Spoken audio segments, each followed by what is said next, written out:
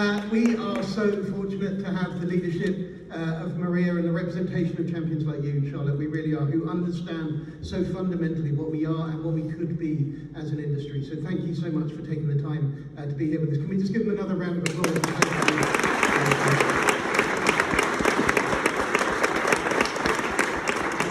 Outstanding mention of the word supercharged at the end there. Thank you very much for that. My ambition in life is to get this word into absolutely every presentation we do.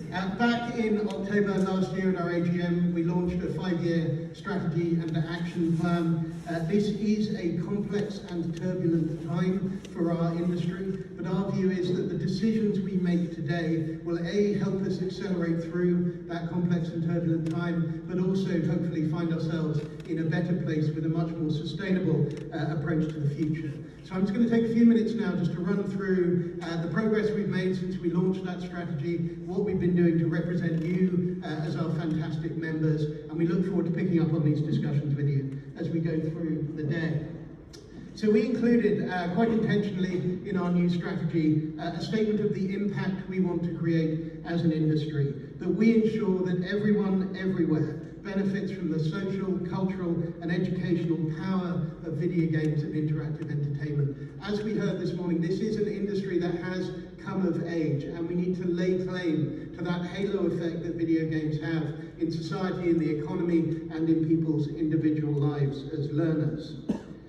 As we look to the very challenging times being faced across the global supply chain for games, we need to be really clear and shout very loudly about the value of the UK video games and interactive entertainment industry as a global hub in that worldwide industry. So our ambition is that by 2030, the UK will be the leading global hub for new IP and innovation in video games and interactive entertainment. And as we chart a course through some of the big industry challenges, the cost of producing games, the cost of acquiring players, as we look at the challenges of IP and copyright and AI, it is absolutely our unique strengths in leadership, in technical development, in IP, in games technology, in exploring the spillover benefits of our industry that are going to help us position ourselves as that global hub. So the mission is quite simply to supercharge the future of the UK interactive entertainment and video games industry. And we're already building momentum around that plan. This year we've already seen a really busy agenda, and I'll just touch on some of the things we've been doing. The pillars of that plan, just for anybody that saw me launch this at the AGM with Tom back in October, we absolutely have to tell the story of our industry by raising perceptions of what games are and the role that they play in people's lives. We've set ourselves the ambition for this to be the most pro-games parliament in British history. I think we're already there, thanks to champions like Charlotte. But we have to make sure that we're not only pushing at the door of policy, but wedging it open so that we can be a trusted partner to government in shaping policy and regulation that drives us forward. We absolutely need to tend the supply chain of talent, of workforce and of skills, and to ensure that we are making this industry as accessible as possible to the broadest range of diverse talent. And then fundamentally, we want to support you in building a strong and sustainable games business in the UK. Whether you're a very, very large developer, whether you're a publisher, whether you're an indie just starting out, we want to create the conditions for your business to succeed. And a lot of the work we're doing already is shaped around that very clear agenda. And then underpinning all of that is a stronger, more visible, more impactful trade association that has an innate connection to the day-to-day needs of this industry. So I'm just going to share a couple of highlights from the last couple of months, just to give you a sense of what we've been doing.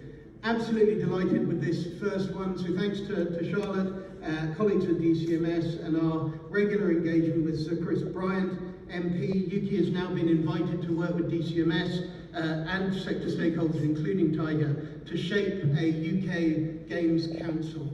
That will be a regular advisory body speaking to the Minister about the unique needs of our industry, not as an adjunct to TV and film, but games for a games agenda.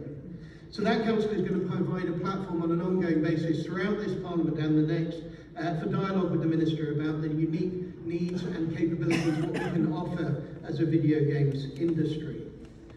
Alongside that, the team have been doing a huge amount of work feeding into, as we heard, the government's industrial strategy and more recently the spending review, which is going to feed into the new finance bill and the next budget statement. So a huge amount of work by colleagues at UKI, commissioning work with Nordicity, and thanks to many of you in this room for providing evidence in support of this argument.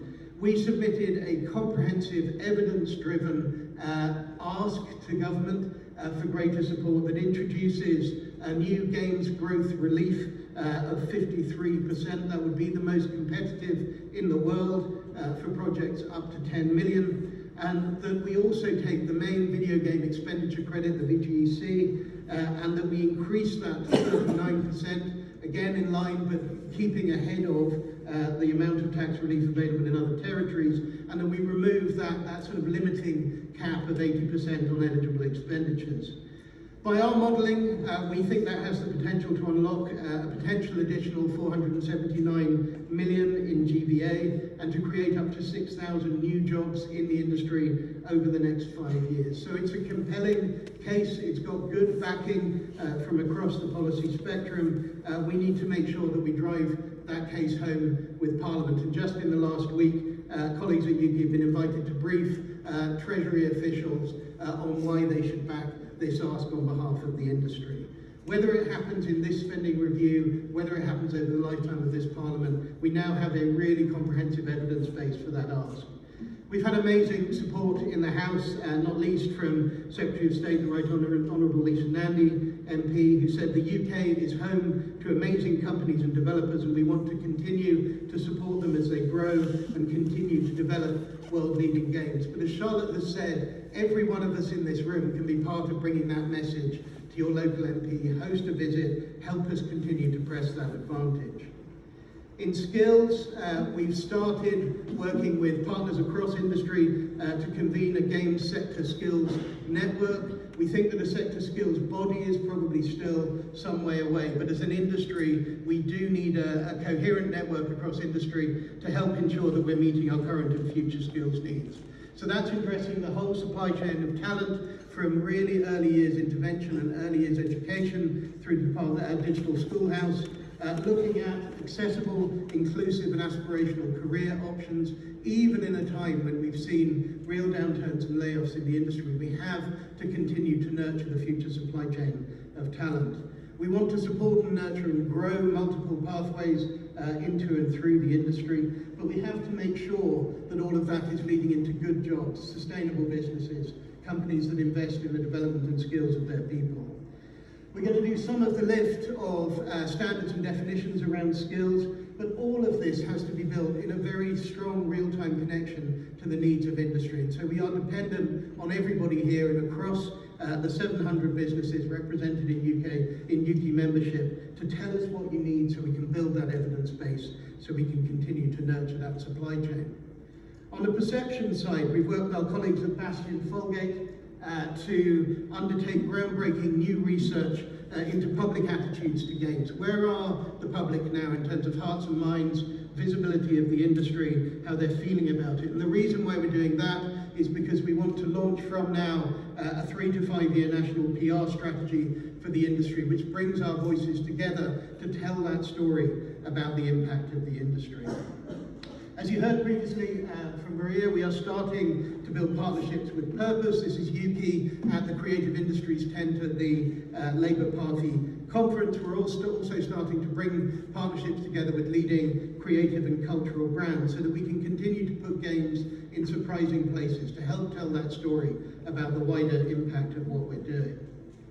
And then we are absolutely delighted to be able to continue to grow the grassroots support that we can offer UK businesses, both when starting out, but also when scaling up. So we've been doing things like the Gold Standard Video Games Growth Programme, an extraordinary diverse cohort of 50 startups, some amazing founders working with Tencent to provide support to those businesses to look at their scale-up journey. And so everything we do is defined around creating a better business environment for UK games companies to succeed. And the more you tell us about what those needs are, the more we can do to help and support you.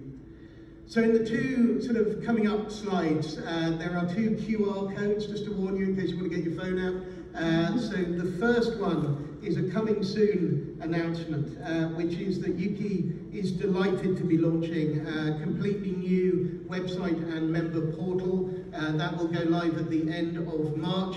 But we thought we'd create, in a traditional video games way, a vertical playable slice of the website. So the homepage is there and fully clickable. So do please go and have a look at that. Our ambition is really to create a platform where we can bring your voices together, bring that evidence together, and grow the momentum and energy around the needs of this extraordinary industry. So can I check whether anybody who wants to use the QR code has had the chance to do so? We'll have it up in various places throughout the day. The second one is about this story about data and evidence. It is critical that we bring together an evidenced case for this fantastic industry. It has been really hard in some cases, particularly when we're trying to scale up data after the fact. We're trying to respond quickly to questions. So to address that need, we're launching a fantastic new service, which is a Pulse network. I'll get back to that one very briefly, presuming they're telling me to finish up.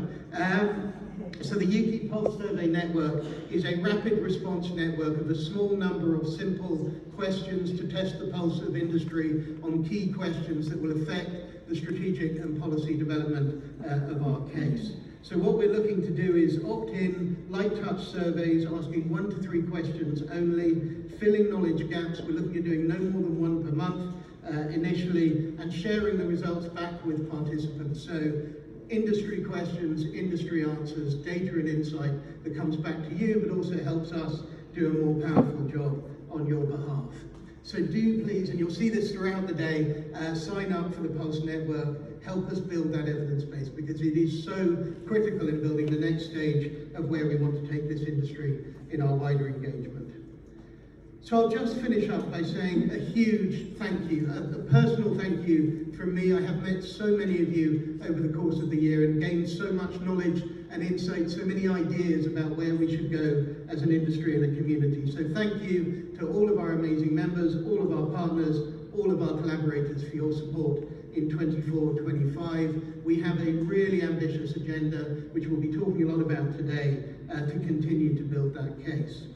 But I think the key thing, in picking up on the message from Maria's speech, is that we really are just getting started. This is an industry with boundless possibilities, where the potential is genuinely unlimited. So we are well underway with Supercharged, thanks to all of you and all of your energy. I hope as that we go through the course of today, you'll be able to be part of that conversation, contribute more ideas to where we go next.